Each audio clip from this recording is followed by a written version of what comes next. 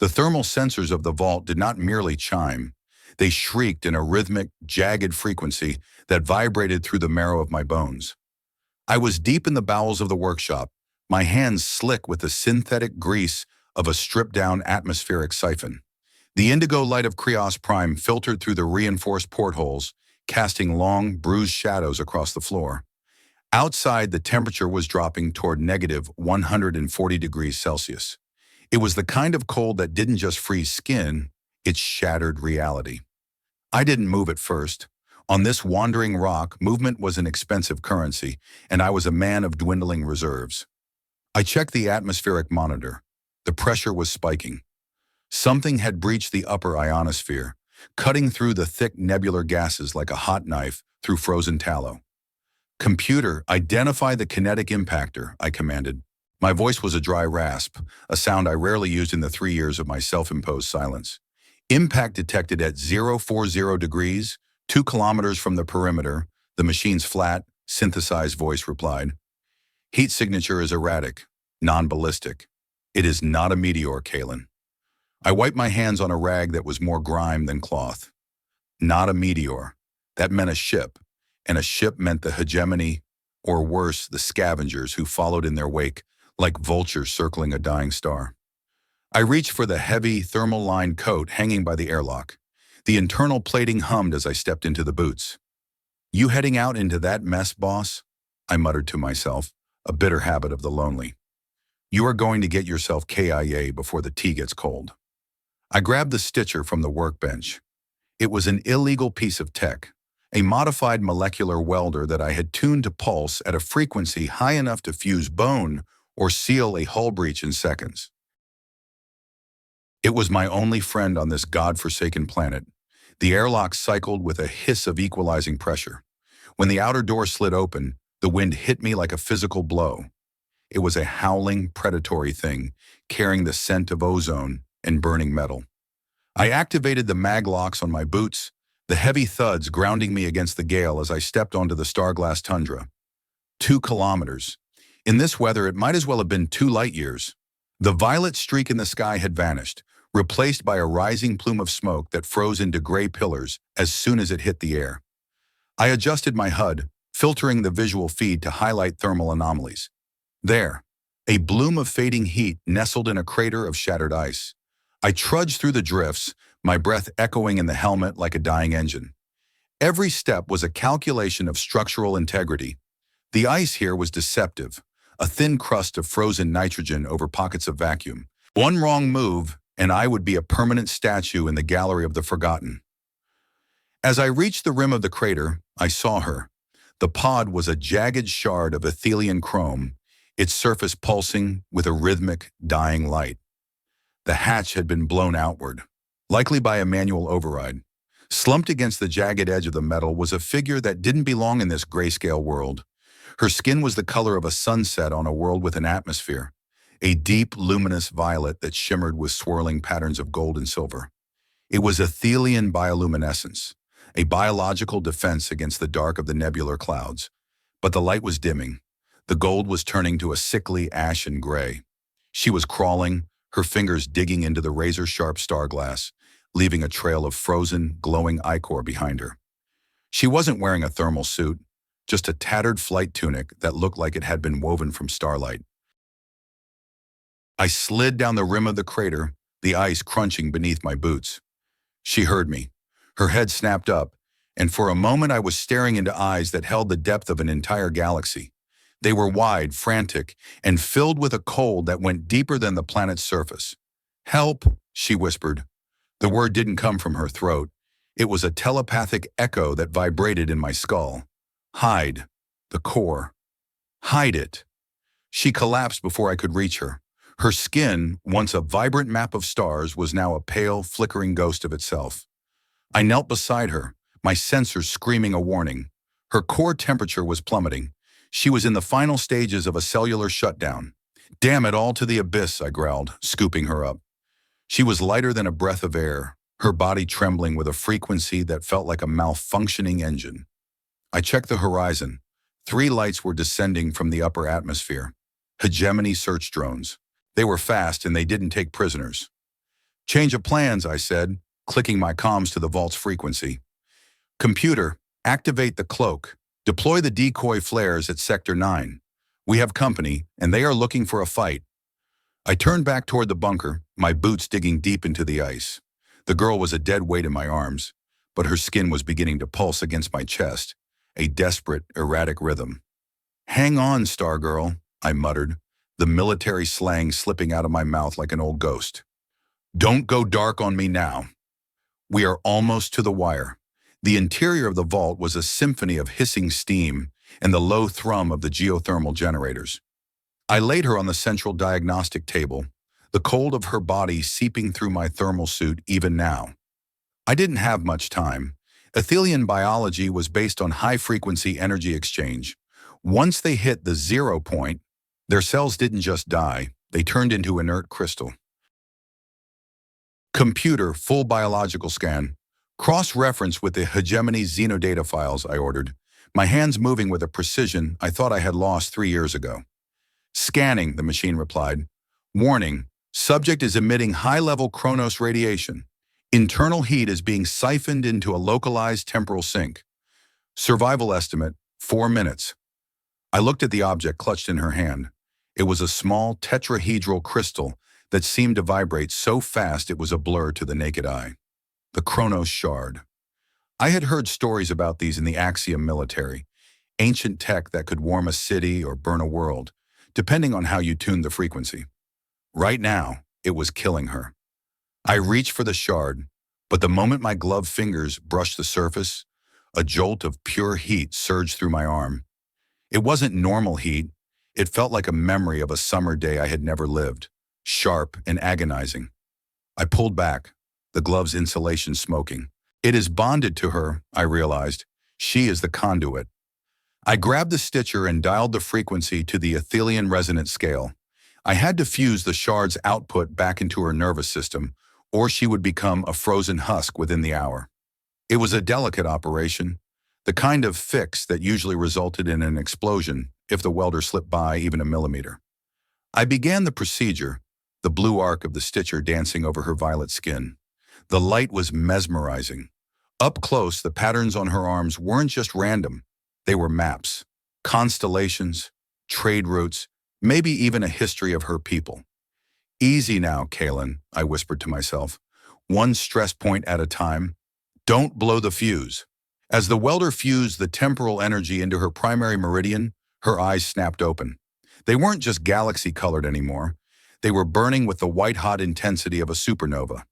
She grabbed my wrist with a strength that nearly cracked the plating of my suit. You. Okay, you are a destroyer, she gasped, the telepathic link so strong it made my nose bleed. I see the ash on your hands.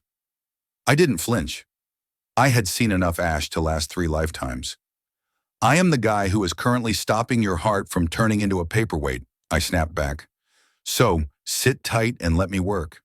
She stared at me, the white fire in her eyes slowly receding into a soft, pulsing amber. The fear was still there, but beneath it was a flicker of recognition. You use the tools of the hegemony, but you hide in the dark. Why? Because the light is too expensive, I said, finishing the final weld.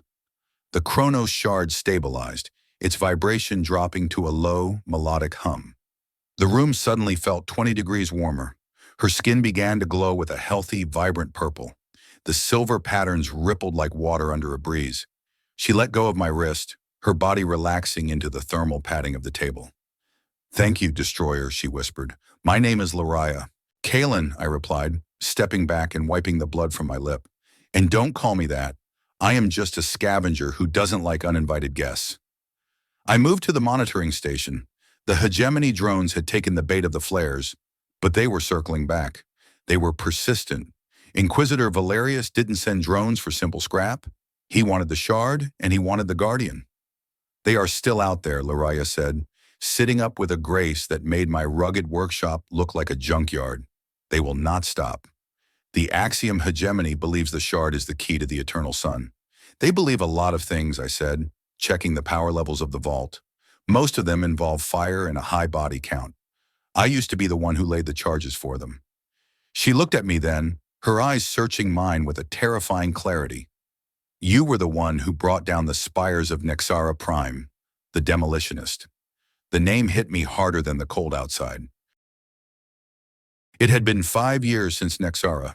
14 of my own men had been caught in the blast when the structural dampeners failed. My fault. My calculation. My nightmare. I turned away from her, focusing on the tactical display. That was a long time ago. Now I just fix siphons and stay out of the wind. But you saved me, she said, her voice soft, appearing right beside me. Her bioluminescence cast a warm, purple glow over the rusted consoles. You could have left me in the star glass. You could have taken the shard and traded it for a ticket to the inner rim. Why didn't you? I looked at the dog tags hidden in the compartment of my prosthetic arm, their metal edges dull and scarred. Maybe I'm tired of things breaking, I said.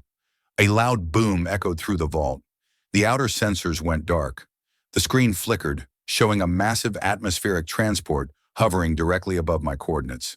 Kaelen, the computer's voice was urgent. The perimeter is breached. High-energy thermal lances detected. Inquisitor Valerius is hailing the vault. I grabbed my cryo rifle and checked the charge. Time to go, I told Laria. I hope you are ready for a hike. She didn't look afraid anymore. She looked at the Chronos shard, then at me. Where can we go? The planet is a tomb. Then we will just have to dig our way out, I said, the old military grit hardening my jaw. Keep that light of yours low. We are moving through the subtunnels. As the first thermal lance cut through the ceiling of my workshop, melting centuries of ice into a torrential rain, I realized my life of isolation was officially over. I was no longer just a scavenger. I was a man with a mission, and for the first time in 3 years, the cold didn't feel so heavy. The ceiling of my sanctuary did not merely crack. It shrieked as the thermal lance turned 3 meters of solid nitrogen ice into superheated steam. The sound was a jagged, high-frequency wail that felt like a serrated blade across the nerves. I did not need the vault's dying computer to tell me we were in the soup. I grabbed my tactical pack, shoving a handful of molecular stabilizer cores into the side pocket with a practiced, jerky motion. Move it, Stargirl, I barked, my voice sounding harsh even to my own ears. I grabbed her arm and her skin felt like a sun-warmed stone in the middle of a blizzard. It was an impossible sensation on Krios-Prime. We do not get out of here in the next 60 seconds. We are going to be breathing molten ice and breathing it fast. The shard is reacting, she said, her voice not a sound, but a telepathic hum that vibrated in the roots of my teeth. It can feel him. Inquisitor Valerius. He is like a void in the song, Kaelen, a silence that eats everything. Yeah, well, Valerius has a habit of making everything go quiet permanently, I muttered, checking the charge on my cryo rifle. Check your 6. If you see a red ocular light in the dark, you hit the deck and stay there. Do not try to be a hero. We hit the service tunnel, a cramped vein of corrugated steel that I had reinforced over the last 3 years with scrap salvage from a crashed hegemony freighter. It was narrow, smelling of stale recycled air and the sharp metallic tang of ozone. Right now it was vibrating with the heavy, rhythmic thrum of atmospheric landing thrusters. Above us, the hegemony's flagship, the Eternal Frost, was settling into low orbit like a predatory bird. Why do they want this thing so badly? I asked, my heavy boots clanging against the metal grating of the floor. My breathing was coming in short, sharp bursts. It is a heater, Laria. A fancy, cosmic-level heater, sure, but it is just a power source. It is more than warmth, Kaelen, she replied, her footsteps nearly silent as she kept pace with me. Her bioluminescence was dimmed to a low pulsing indigo, enough to see the path, but not enough to flag our position. The Chronos shard anchors a specific moment in time and draws energy from its potential. If Valerius uses it to power a weapon, he will not just destroy a planet, he will erase its history. He will freeze it in the moment of its death, looping the agony across 1,000 years. Great. A cosmic-level jerk move, I grunted, sliding to a halt at a junction. That is standard operating procedure for the Axiom boys. They do not just want to win, they want to own the memory of the loss. I stopped, raising a hand to signal for silence. The thermal sensors in my helmet picked up a bloom of heat ahead. Not the natural heat of a living being, but the artificial, controlled burn of an engine. Two hegemony seeker drones. They were sleek, matte black spheres, bristling with sensor spikes and a twin-linked plasma turret. They moved with a disturbing, insect-like grace, their red ocular sensors scanning the darkness of the tunnel for any sign of life. "Stay back," I whispered, leaning against the cold metal wall. I reached into my utility belt and pulled out a disruption grenade. It was not a lethal weapon, at least not for organic targets, but it would scramble the logic circuits of anything with a motherboard in a 20-meter radius. I just needed to buy us a window. "Wait," Lariah whispered, her hand brushing against my prosthetic arm. The contact sent a strange, tingly warmth through the synthetic neural connectors. "Let me try." "Negative. This is not a light show, kid. Those tin cans will flatline you before you can even blink. They are programmed to fire on anything that emits a biosign." "Trust the frequency," she said, her voice firm. Before I could grab her, she stepped into the center of the hallway. I nearly pulled the trigger on my own rifle out of sheer reflex. Her bioluminescence flared, but it was not a blinding flash. Instead, it was a soft, undulating wave of amber and gold that seemed to ripple through the air like silk. The drones paused, their sensors whirred, clicking rapidly as they attempted to categorize the anomalous data. Lariah began to hum, a low melodic sound that seemed to pull at the very molecular structure of the air around us. The drones did not fire. They hovered there, their red eyes flickering, fading into a soft, curious blue. For 5 seconds, the most lethal pieces of technology in the sector were mesmerized by a song. "Go," she urged, her voice strained. "I cannot hold the harmony for long." We sprinted past them, my heart hammering against my ribs like a trapped bird. As soon as we were 20 meters away, I heard the drone systems reboot with a harsh, electronic chirp. The red light returned, and the sound of spinning turrets filled the tunnel, but we were already at the emergency airlock. "How did you do that?" I asked, breathless, as I punched the override code into the keypad. 6942. The door hissed open. "Everything has a rhythm, Kaelen," she said, her chest heaving slightly. "Even machines that were built for hate." I just reminded them of the harmony they were forged from. They forgot they were weapons for a moment. "Whatever works," I said, but inside my mind was racing at 1,000 kilometers an hour. If she could hack hegemony hardware with a lullaby, she was a bigger target than I had ever imagined. Valerius would not just kill for the shard, he would burn an entire sector to put a leash on her. The airlock opened, and we stepped out into the Whispering Gorges. This was a canyon system carved over millions of years by the razor winds of Krios-Prime. The walls were made of star glass, crystalline oxygen and nitrogen, that amplified every sound into a ghostly, echoing chorus. It was a death trap for the unwary, a place where a whisper could cause a crystalline avalanche. But for a man who knew how to hide in the cracks, it was the only sanctuary left. "Stay frosty," I said, leading her into the deep purple shadows of the gorge. "We are 2 kilometers from the secondary cache. The real hunt starts now, and Valerius does not like to lose his prey." Behind us, the vault, the only home I had known for 3 years, erupted in a silent, white-hot bloom of light as the hegemony's orbital bombardment finally found its mark. I did not look back. Looking back was for people who still had something to lose. The wind in the Whispering Gorges sounded like the voices of 1,000 grieving mothers.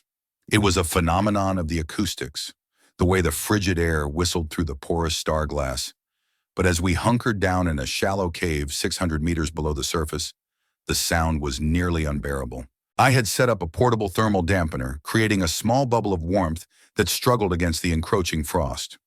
I was sitting on a crate of emergency rations, my hands shaking as I tried to recalibrate the stitcher. The device was humming, a low-pitched whine that indicated the internal battery was at less than 20%. "You need to rest," Lariah said. She was huddled against the far wall of the cave, her skin glowing with a dim, rhythmic purple. She looked exhausted, her features drawn and pale. The shard lay in her lap, pulsing like a dying heart. "I'll rest when we are off this rock," I replied, my voice clipping the words short. "I do not like being at the bottom of a hole with only one way out. It is bad tactical math. She watched me for a long time, her galaxy-colored eyes fixed on my hands. Why do you hate yourself so much, Kaelen Vane? The question was like a punch to the gut. I didn't look up. I do not know what you are talking about. I'm just a guy trying to stay alive. You keep the tokens of the dead in your arm, she said softly. I can feel their echoes. 14 souls. They are heavy, and you carry them as if you believe their weight is the only thing keeping you grounded. I froze. My prosthetic arm felt suddenly cold, the metal casing heavy against my shoulder. I reached for the concealed latch, my fingers fumbling before I clicked it open. Inside the small, felt-lined compartment were 14 sets of dog tags. They were scratched, scorched by fire, and dull with age. I pulled them out, the metal clinking together with a hollow, lonely sound. They were my crew, I said, my voice barely a whisper over the howling wind outside. We were demolitionists. The hegemony sent us to Krios-Prime to clear the way for a new mining colony. We were supposed to bring down the old spires, relics of a civilization that had been dead for 10,000 years. She leaned forward, her light washing over the tags. What happened? I miscalculated, I said, the words feeling like shards of glass in my throat. I looked at the tag on top. Elias Thorne. He was 22 years old, had a kid on the way. I told them the structural dampeners would hold. I told them the blast would be contained. But the spires weren't just stone and steel. They were reinforced with the same kind of resonance technology that powers your shard. When the charges went off, the feedback didn't just knock the buildings down, it shattered the dampeners. The whole sector collapsed. I closed my eyes and for a second, I was back there. The roar of the dust, the screams over the comms that cut out one by one into static, the smell of pulverized ancient history and burnt hair. I was the only one in the safe zone who survived, I continued, my voice flat. I spent 2 days digging through the rubble with my bare hands until my fingers were gone. That is how I got the arm, a gift from the hegemony for a job well done. They didn't blame you? She asked. They gave me a medal. I laughed, a bitter, jagged sound. They loved it. The collapse cleared even more land than they had planned for. They called it an efficient utilization of resources. That was the day I realized I wasn't an engineer. I was just a professional killer with a specialized toolkit. I looked at her, expecting to see horror or judgment in those wide, shimmering eyes. Instead, I saw a profound, aching empathy. You think you are a destroyer because that is what they used you for, Lariah said, moving closer until she was sitting right in front of me. But I saw you in the vault. I saw the way you handled the stitcher. You didn't just seal my wounds, Kaelen. You wove my life back together with a precision that only someone who loves the structure of things could possess. It was just a job, I muttered, looking away. No, she insisted, her hand covering mine. She didn't flinch at the cold metal of my prosthetic. It was a choice. Every time you fix a siphon, every time you reinforce a tunnel, you are fighting the chaos you think you created. You aren't hiding from the world, Kaelen. You are practicing to save it. I wanted to argue. I wanted to tell her that she was just a kid from a nebula who didn't understand the grime of the real world. But the warmth coming from her hand was too real. It was the first time in 5 years that I felt like something other than a ghost. Is that why you came here, I asked, trying to change the subject? To find a broken demolitionist to play bodyguard?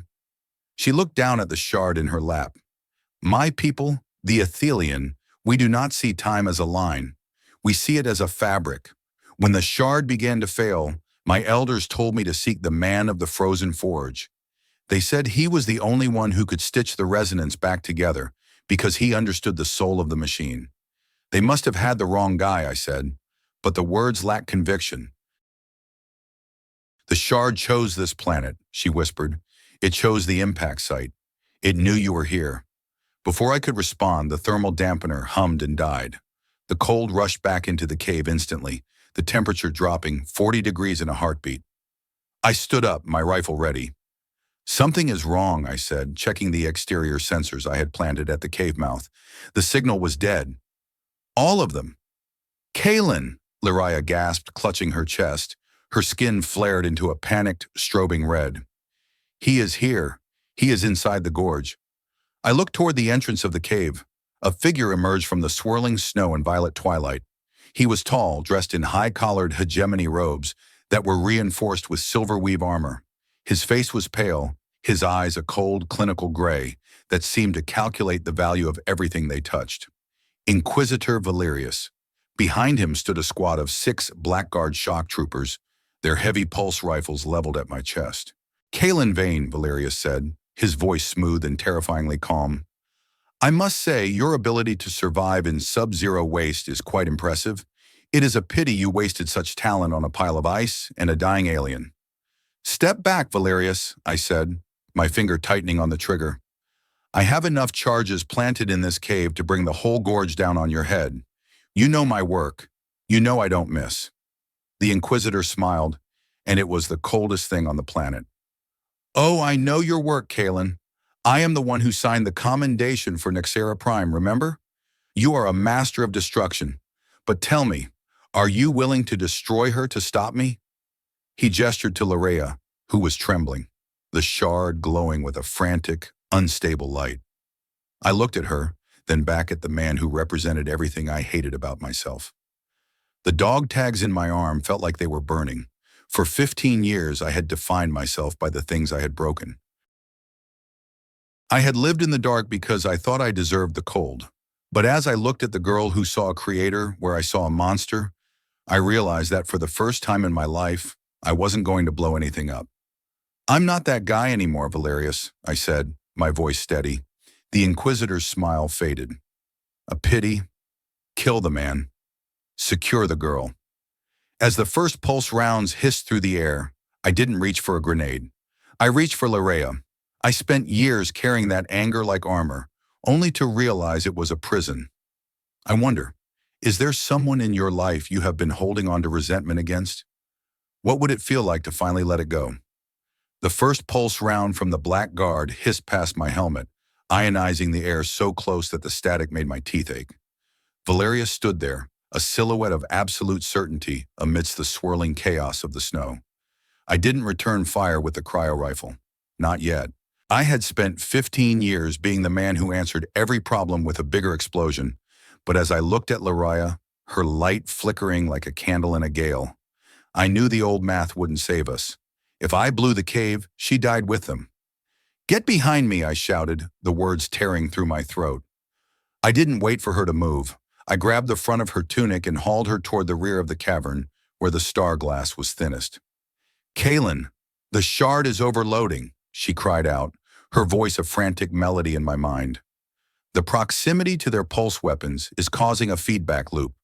It is trying to pull heat from the surrounding space to protect itself. I felt it then. The temperature in the cave, already plummeting, took a sudden, violent dive into the deep freeze. The moisture in my own breath turned to ice before it even left my mouth. The Blackguard soldiers stumbled, their heavy armor frost-locking as the shard siphoned every joule of thermal energy within 50 meters.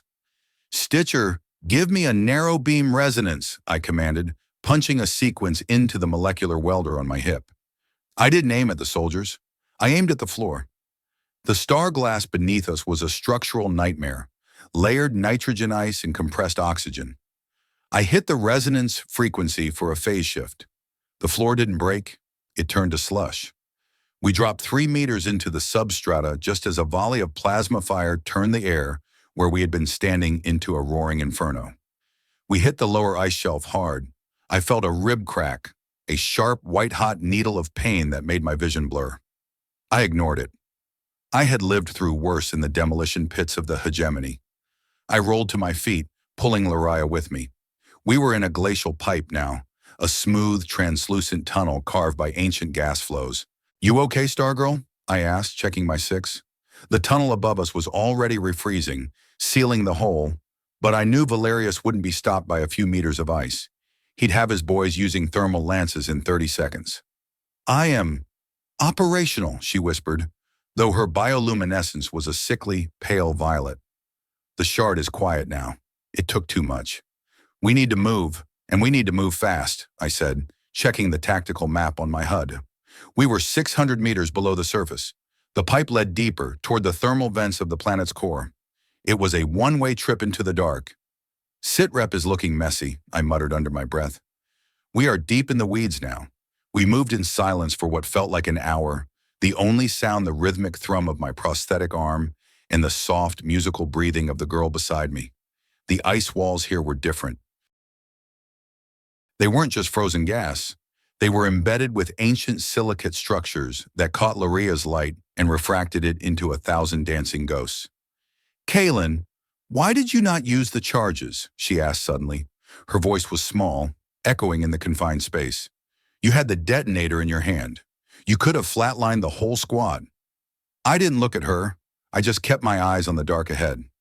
Because I'm tired of being the guy who kills everyone in the room to win an argument, I said. Besides, I told you, I'm out of the destruction business. You chose a harder path, she said. It would have been easier to let the fire take them. Why choose the struggle? I stopped, my boots grinding against the frosted floor. I looked at my prosthetic hand, the matte black carbon fiber gleaming in her light. Because if I keep breaking things, there won't be anything left to fix. Not even me. She reached out, her fingers brushing the cold metal of my arm. The sensation was strange, not the sharp heat of the shard, but a gentle, grounding warmth. You are not a broken thing, Kaelen Vane. You are a man who has forgotten how to be whole. Before I could answer, a vibration shook the tunnel. It wasn't an explosion. It was the rhythmic, heavy thumping of a tectonic borer. Valerius wasn't playing games anymore.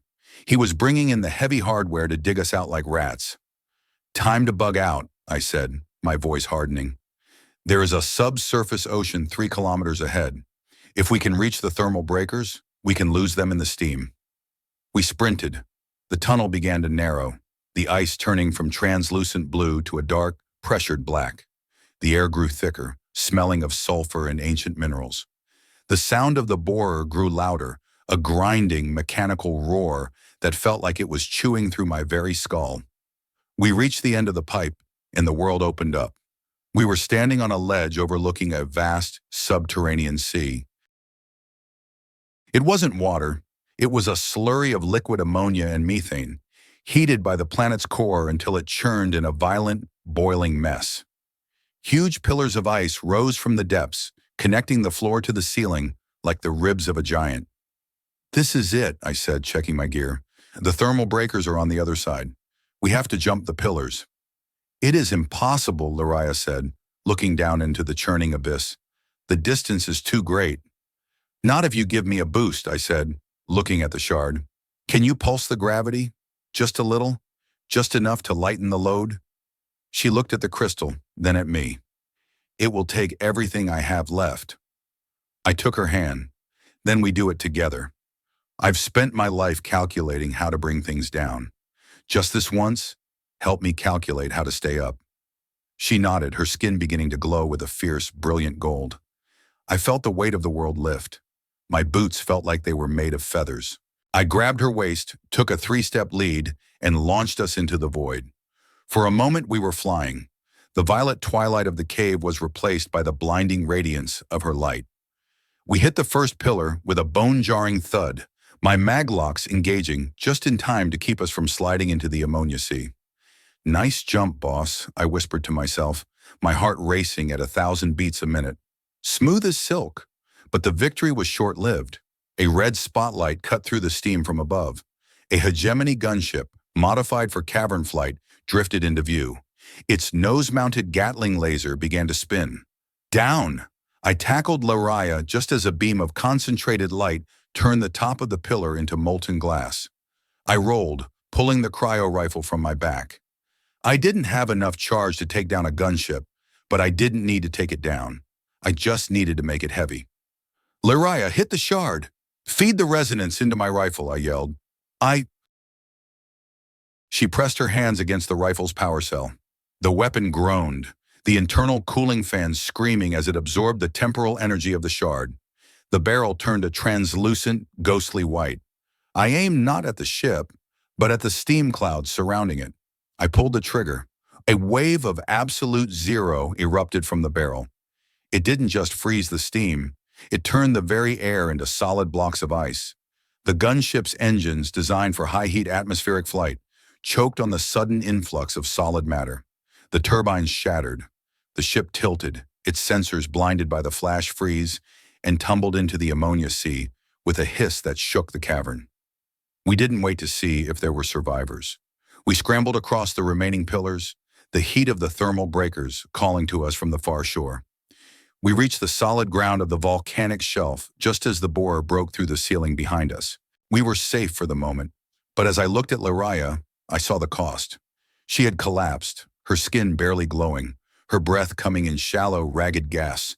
The shard was dark. "You did it," I whispered, kneeling beside her. "You saved us." "No, Kaelen," she murmured, her eyes fluttering shut. "We saved us." I looked back at the wreckage of the ship and the grinding machine in the distance. I was a demolitionist who had used a weapon to create a shield.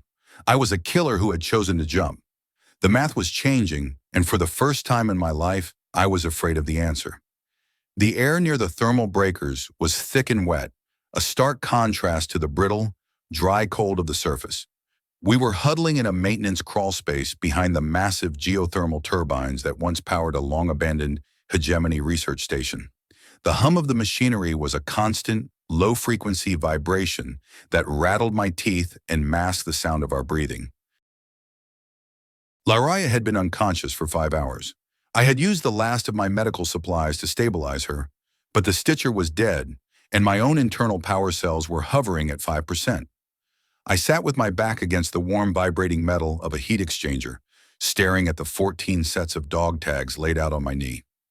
I was 21 when I met Elias Thorne. He was the one who taught me that demolition wasn't just about blowing things up. It was about understanding how they were put together. To break a building cleanly, you have to love its architecture. You have to know where the heart of the structure beats. I closed my eyes, the sound of the turbines transforming into the sound of the Krios-Prime collapse. The roar, the dust, the way the ground had turned into a liquid under the resonance feedback. I had spent 15 years telling myself it was a miscalculation, a mistake in the decimals. But as I sat there in the humid dark of Krios-Prime, the truth started to peel away like old paint. "I didn't miscalculate," I whispered to the empty room. The structural dampeners hadn't failed. They had been deactivated. I remembered the code I had entered that day, a sequence sent down from high command. They told me it was a safety override. I was a kid, a loyal soldier of the Axiom hegemony. I didn't question the Inquisitor's seal. I entered the code and 14 men died so the hegemony could claim the mineral rights to the crust beneath the city. The realization hit me with more force than any pulse round. I wasn't just a failure. I was a pawn. And I had spent 5 years punishing myself for a crime that was designed by the man who was currently hunting me through the ice. A soft groan from the corner pulled me out of the spiral. Laraya was stirring. Her bioluminescence was returning, but it was different now. Slower, deeper, like the embers of a dying fire. "Kaelen?" she asked, her voice cracking. "I'm here," I said, sliding the dog tags back into my arm and clicking the plate shut. I moved to her side, offering her a flask of recycled water. "Take it slow. You pulled a lot of juice back there." She drank greedily, her eyes searching mine in the dim light. "You are different," she whispered. "The silence in you, it has changed shape." I leaned back against the wall, a long, weary sigh escaping my lips. "I just realized I've been carrying a debt that wasn't mine to pay." She sat up, the shard glowing faintly in her lap. "Valerius?" I nodded. "He didn't just sign my commendation, Laraya. He signed the death warrants of my crew. He used me to pull the trigger so he wouldn't get his hands dirty. I've been living in a hole for 3 years because I thought I was a monster. Turns out I was just a tool." "The hegemony does not see people," she said, her voice filled with a quiet, ancient sadness. "They see vectors. They see resources. They see paths to the eternal sun. To them, your crew was just the friction that needed to be removed." I gripped my cryo rifle, the cold metal feeling familiar and hateful all at once. "I spent 5 years hating my own hands, Laraya. I thought every time I touched something, it broke." She reached out, taking my hand in hers. The warmth was there again, stronger this time. "But you didn't break me. You stitched me. You didn't break the cave. You opened a door. Do you see now? The hand that destroys can also be the hand that protects. The choice is the only thing that is real." I looked at our joined hands. one violet and shimmering with starlight, the other black carbon fiber and scarred flesh. It was a ridiculous sight, a destroyer and a creator, huddled in the guts of a dead planet. What now? I asked. Valerius is still coming. He won't stop until he has that crystal, or we are both KIA. We cannot run forever, Kaelen, she said. The shard is failing because it is disconnected from the planet's resonance. Krios-Prime is dying because it has no heart. But if we can reach the core primary, if we can seat the shard in the central forge— You want to jumpstart a planet? I asked, a dry chuckle escaping my throat. That is a tall order, Stargirl. We are talking about billions of tons of frozen matter. The energy requirement alone would— It would require a master of resonance, she interrupted, her eyes locking onto mine. It would require someone who knows how to talk to the bones of a world, someone who knows how to break the shell to let the life inside breathe. She was asking me to do the very thing that had destroyed Nexera Prime. She was asking me to trust my hands again. The calculus is all wrong, I said, my heart beginning to thud in my chest. If I slip, if the resonance feedback loops, I won't just kill 14 men this time. I'll shatter the entire planet. Then do not slip, she said simply. I will be your dampener. I will be your heart. I stood up, the movement stiff and painful. My ribs were screaming, and my power cells were chirping a final warning. But for the first time in 5 years, the weight in my chest felt like it had a purpose. It wasn't just guilt anymore. It was a responsibility. Valerius is going to be waiting for us at the core primary, I said, checking my rifle's remaining charge. He knows the geography of this place as well as I do. It is going to be a hard target extract. Then we had better get moving, she said, standing up with a newfound strength. We have a world to wake up. We stepped out of the crawl space and into the main corridor of the research station. The air was colder here, away from the turbines. I checked the long-range scanners. Multiple heat signatures were converging on the core primary sector. Valerius's personal guard, the best of the best. Check your 6, Lyria, I said, the military slang coming out smooth and natural now.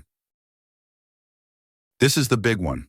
Kaelen, she called out as we reached the heavy blast doors. Yeah, if we don't make it, if the cold takes us, I want you to know that I am glad it was you who found me in the snow. I looked at her, the violet light of her skin reflecting in the dark glass of my visor. I didn't say anything for a moment. I just squeezed her hand, the metal of my prosthetic clicking softly against her palm. Nobody's going into the deep freeze today, I said. We are going to finish the job. As we forced the blast doors open, the sound of the hegemony borers grew deafening. The hunt was over. The battle for the soul of Krios-Prime was about to begin. I wasn't the man I was when I landed on this rock. I was something new, something forged in the cold and tempered by the light. I used to think my mistakes were a mountain I had to climb, only to find the summit was just another precipice. But now I see that a mistake is just a bridge you haven't finished building yet. I wonder, is there a part of your past you have been treating like a tomb? What would happen if you treated it like a foundation instead? The descent into the core primary felt like crawling down the throat of a sleeping god.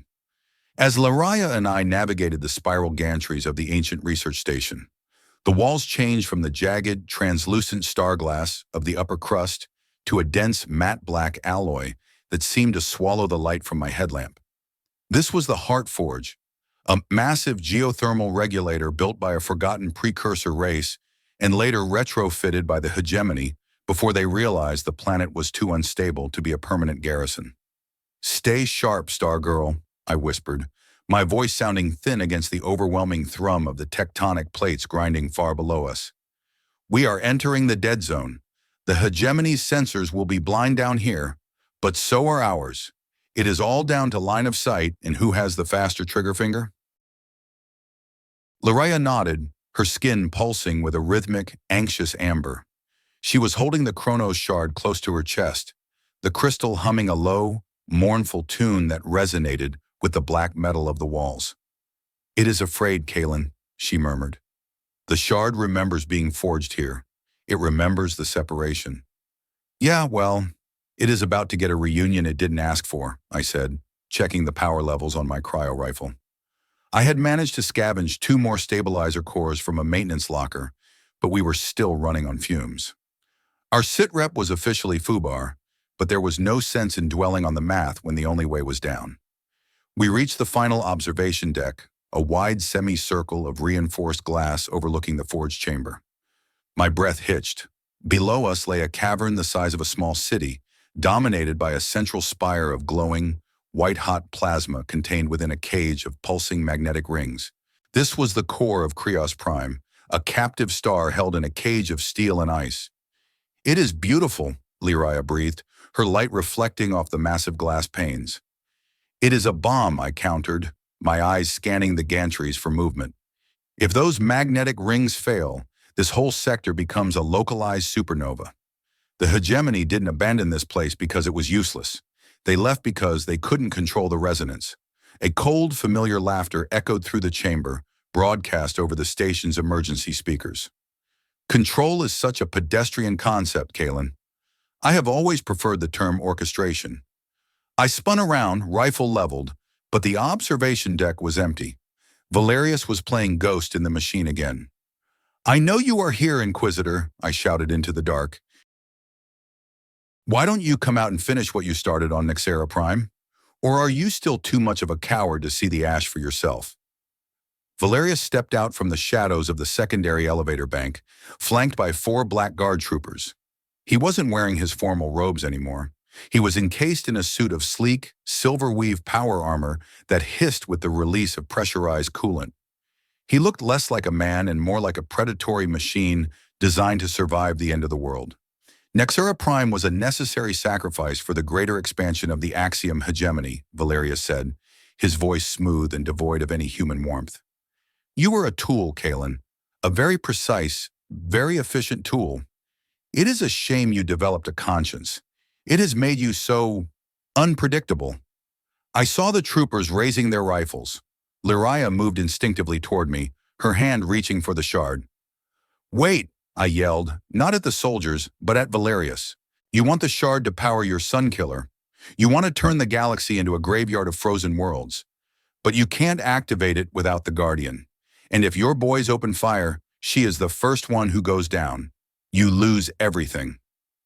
Valerius signaled his men to hold their fire, his gray eyes fixed on Lyria with a hungry, clinical intensity. "The girl is a biological anomaly, a living battery. We don't need her alive, Kaelen. We just need her neural core intact. My surgeons can extract what we need in an hour." "You are a sick piece of work, Inquisitor," I spat. "The calculus of progress is often unpleasant for the walking wounded," he replied. "Now hand over the shard and the girl, and I will ensure your death is as painless as the one you gave your crew. It is the only second chance you are going to get." I looked at Lyria. Her eyes were wide, filled with a mixture of terror and a strange, burgeoning resolve. She wasn't looking at Valerius. She was looking at me. She was waiting for the destroyer to decide what kind of man he was. I thought about the 14 sets of dog tags in my arm. I thought about the thousands who had died on Nexera Prime because I had been too blind to see the truth. Valerius was offering me an out, a quick end to the guilt, a way to stop the pain of existing. But then I felt the warmth of Lyria's hand on my shoulder. It wasn't the heat of a machine or the burning energy of a weapon. It was the warmth of life, messy, fragile, and stubbornly persistent. I looked back at Valerius and smiled. "I've never been very good at following orders, Inquisitor, and I'm even worse at giving up. I didn't fire at the troopers. I didn't fire at Valerius. I slammed the butt of my rifle into the reinforced glass of the observation deck. The pane was 4 inches thick and designed to withstand atmospheric pressure, but it wasn't designed for a targeted resonance strike from a cryo-charged demolition tool. The glass didn't just break. It shattered into a million diamond-sharp fragments. The decompression wasn't violent, but the sudden shift in temperature and pressure created a wall of freezing fog that blinded the troopers. "Jump!" I yelled, grabbing Lyria's hand. We leaped from the observation deck, falling 50 meters through the freezing mist toward the gantries of the central spire. Behind us, I heard the frantic shouts of the Black Guard and the hiss of pulse fire hitting the empty air. As we plummeted toward the heart of the forge, I realized that I had finally stopped running from my past. I was falling right into it. But this time, I wasn't the one holding the match. I was the one trying to catch the spark. The wind of our fall was a screaming gale that threatened to rip Lirea from my grip. I activated my mag boots midair, the internal servos whining as they prepared for a high-velocity impact. We hit the primary maintenance walkway with a clang that resonated through my entire skeletal frame. I felt my prosthetic arm lock up, the gears grinding as they absorbed the shock. I rolled, pulling Lirea into the shadow of a massive coolant pipe. Above us, the observation deck was a jagged hole in the dark, with red emergency lights strobing like the eyes of a dying beast. "Are you whole?" I gasped, my lungs burning in the thin, metallic air of the forge. "I am here," she replied, her skin glowing a fierce, defiant violet. "The shard is awake, Kaelen. It can feel the forge. It wants to go home." We were standing on the lip of the abyss, only 20 meters away from the central magnetic housing. The heat was immense now, a physical weight that pressed against my thermal suit. The plasma core roared like a caged sun, the white light so intense I had to polarize my visor to the maximum setting. Valerius and his troopers were already descending the service elevators on the far side of the chamber. We had maybe 3 minutes before they were on us. "All right, Stargirl, this is the big fix," I said, my hands moving with a frantic, desperate speed. "I need you to place the shard into the primary resonance chamber. I'm going to use the Stitcher to bridge the gap between the shard's output and the planet's magnetic regulators. Kaelen, if the energy isn't balanced, you will be the one who takes the feedback," she said, her voice trembling. "You are not shielded for this."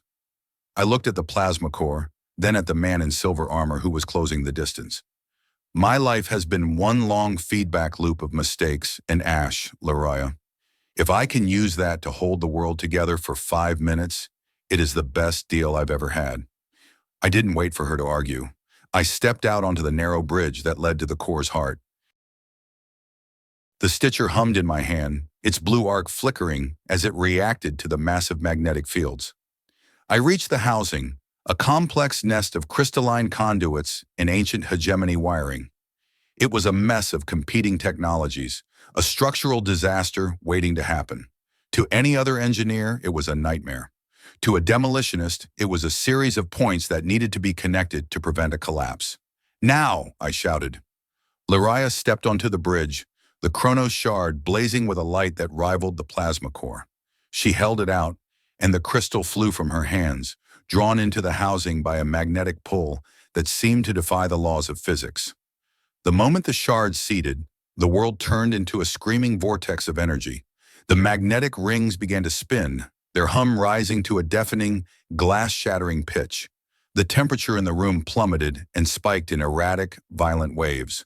I slammed the Stitcher into the primary conduit, my prosthetic arm acting as the grounded wire. The feedback hit me like a freight train. Pain exploded through my nervous system. It wasn't the cold of Krios-Prime or the fire of the forge. It was the raw, unfiltered weight of time itself. I saw the faces of the 14 men I had lost. I saw the spires of Nexara Prime falling in slow motion. I felt every mistake, every lie, and every moment of cowardice I had ever lived, all of it condensed into a single agonizing needle of light. "I can't hold it!" I roared, my teeth cracking under the pressure. The resonance was too high. The Stitcher was melting in my hand. "Kaelen, look at me!" Lirea's voice cut through the agony, not as a sound, but as a warmth that wrapped around my heart. "Do not look at the fall. Look at the foundation." I opened my eyes, my vision blurring with tears of blood. She was standing at the edge of the bridge, her arms outstretched, her entire body glowing with a gold so pure, it made the plasma core look dim. She was channeling the energy through herself, acting as a living dampener to protect me from the worst of the feedback. "You are not the man who broke the world," she whispered into my mind. "You are the man who is holding it up.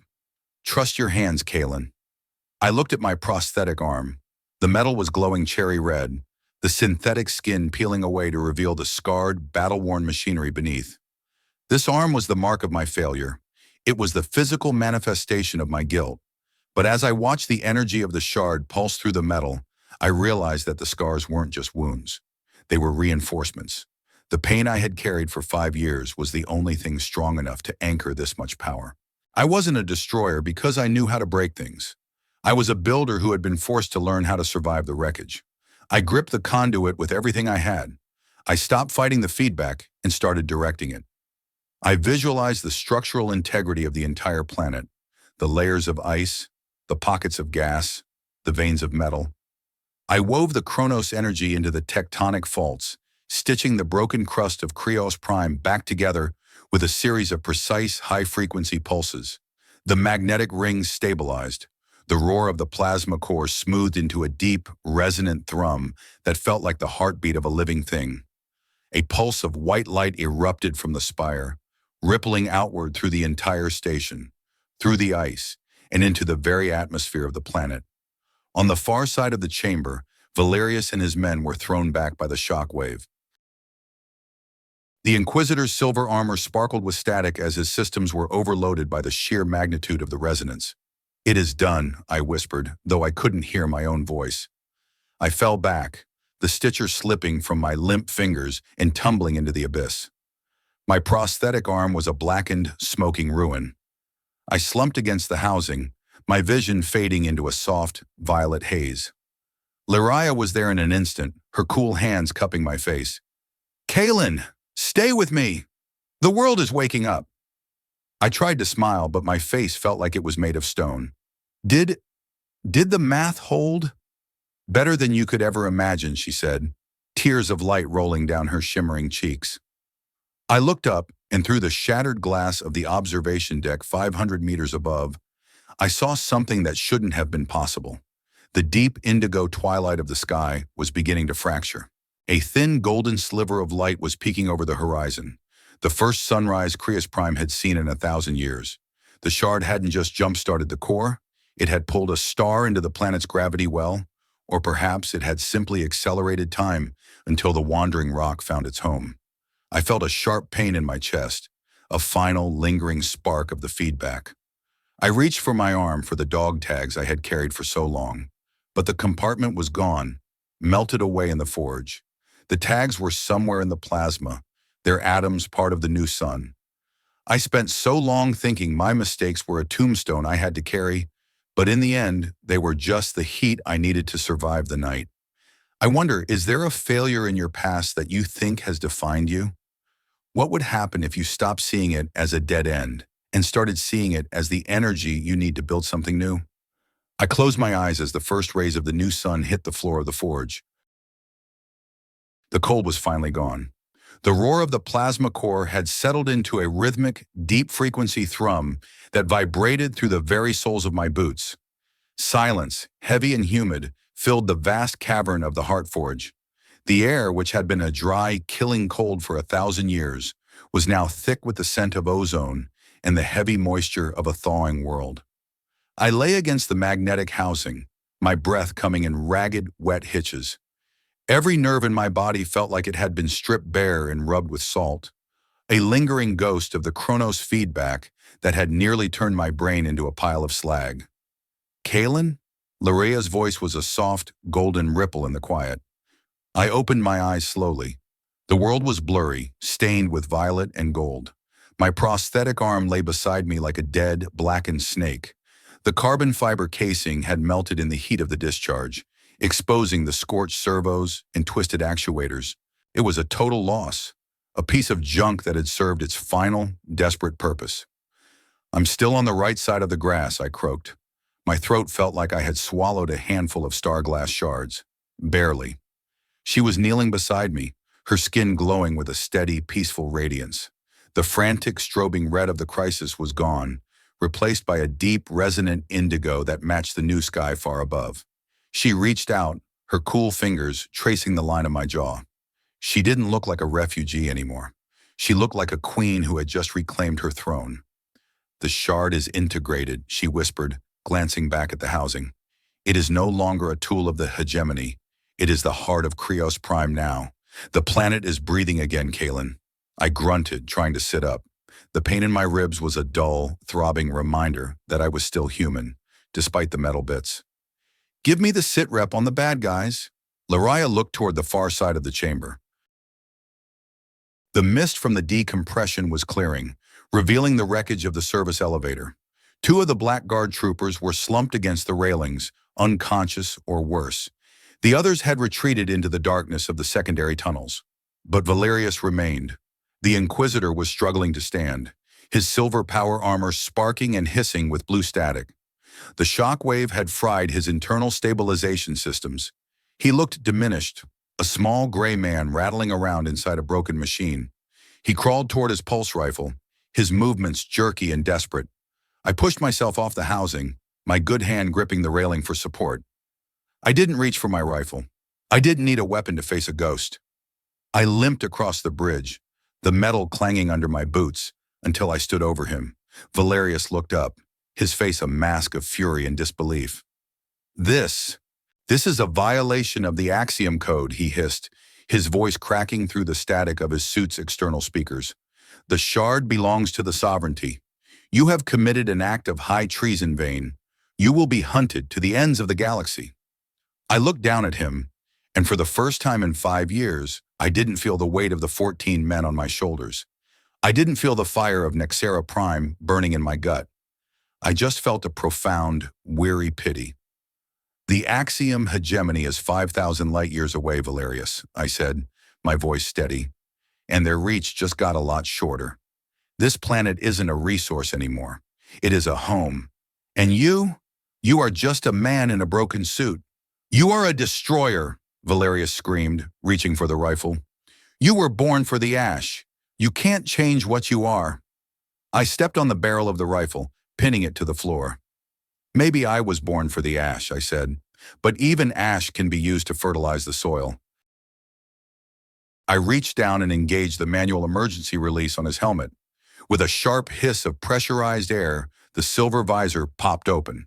Valerius blinked in the intense white light of the core, his pale aristocratic features looking fragile and old. He looked like a man who had spent his whole life trying to freeze time because he was terrified of what would happen if the world kept moving. I'm not going to kill you, Valerius, I said, leaning in close. That would be the old math, the easy math.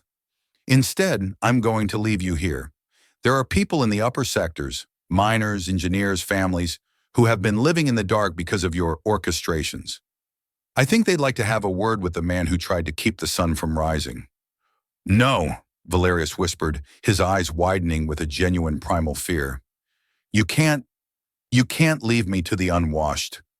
I stood up, turning my back on him. Consider it your second chance, I said over my shoulder. Make the most of it. I walked back to Lariah, who was watching me with an expression I couldn't quite name. It wasn't just admiration, it was recognition. She saw the man I was trying to become, and for the first time, I saw him too. Is it over? She asked, her hand slipping into mine. The fighting is, I said, looking up at the shattered glass of the observation deck. But the work is just beginning.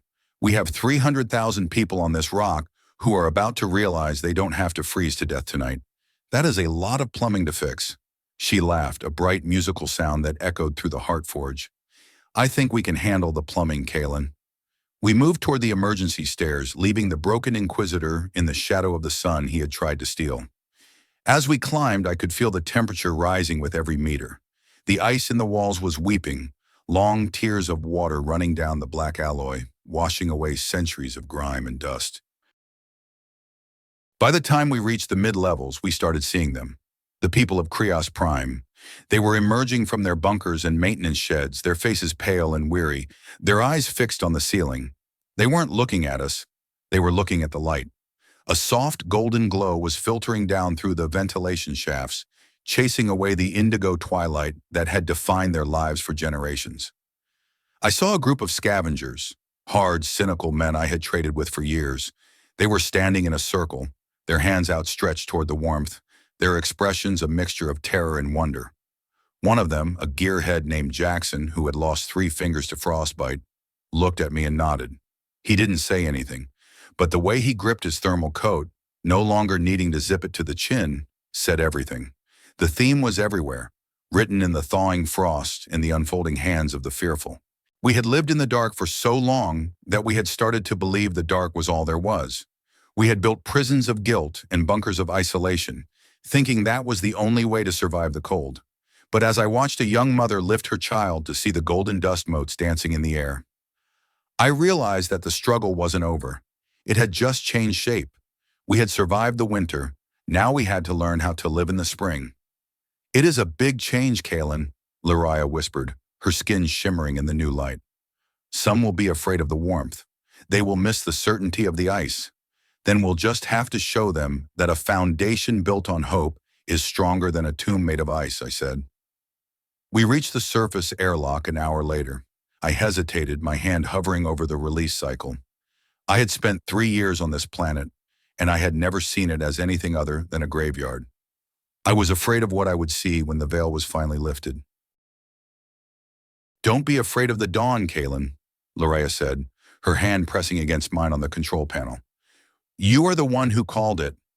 I took a deep breath, the air smelling of damp earth and something sweet, the scent of ancient seeds buried in the permafrost, waking up for the first time in a millennium. I hit the cycle. The outer door slid open, and for a moment I was blinded. The sky over Krios-Prime was no longer indigo. It was a vast, brilliant sapphire, streaked with clouds of pink and orange. The new sun, anchored by the Kronos shard, hung low on the horizon, a glowing orb of promise that cast long, golden shadows across the tundra. The starglass was melting. The razor-sharp crystals of oxygen and nitrogen were turning back into gas, creating a shimmering haze that danced over the landscape. The whispering gorges were no longer screaming. They were singing a new song, a low, melodic hum of a world coming back to life. I stepped out onto the damp ground, my boots sinking into the softening mud. I looked at my ruined prosthetic arm, then at the horizon. The math had held. The bridge was built. And for the first time in my life, I wasn't waiting for the collapse.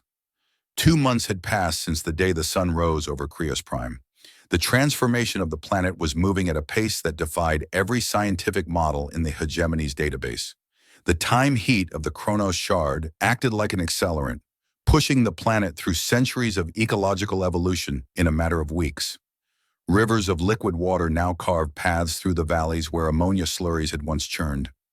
Tiny, resilient mosses, the descendants of seeds preserved in the ancient research station, were already beginning to paint the black rocks with a faint, hopeful green. I stood on the roof of the New Dawn settlement, a modular community we had built on the plateau above the old Whispering Gorges. I wasn't wearing my thermal suit anymore, just a simple work tunic and a pair of heavy-duty trousers. The air was a brisk 10 degrees Celsius, a temperature that would have felt like a furnace to me only 90 days ago. I was working on a solar thermal array, my movements steady and rhythmic. I didn't have a prosthetic arm anymore. I had decided to wait for a biological graft from the Athelian medical ship that had arrived 3 weeks ago to assist with the transition. For now, I worked with one hand, using a series of specialized magnetic clamps I had designed myself. It was slow work. It was frustrating work, but it was my work. Kaelen, pass me the 3/4 coupling. I looked down. Jackson, the gearhead from the lower levels, was perched on the edge of the array, his face tanned by the new sun and his eyes bright with a purpose I had never seen during the dark years. He had become my head of maintenance, a man who once only knew how to patch leaks, now learning how to build power grids. Catch, I said, tossing the coupling with a flick of my wrist. He caught it with a grin, sliding it into place with a satisfying click. We'll have the whole sector on the grid by nightfall, boss. No more huddling around geothermal vents for this crowd. Good work, Jackson, I said. Get the rest of the team on the secondary radiators. We want to make sure the warmth is even before the sun dips. I wiped the sweat from my brow, the sun feeling warm on my skin. It was a sensation I still hadn't quite gotten used to. Every time I felt that heat, I expected it to be followed by the roar of an explosion or the sting of a pulse round. My body was still learning that the world could be warm without being on fire. Lariah appeared at the top of the ladder, her skin glowing with a vibrant, happy violet. She was carrying a tray of fresh fruit, something grown in the new hydroponic domes we had established near the thermal vents. You need to take a break, Kaelen Vane, she said, her voice a playful hum in my mind. Even a master of resonance needs to eat. I climbed down from the array, my boots thudding softly on the rooftop. "I'll eat when the grid is stable," I said, but I took a piece of the fruit anyway. It was sweet and tart, the taste of a future I hadn't thought I would live to see. She sat on the edge of the roof, her legs dangling over the side, looking out over the settlement.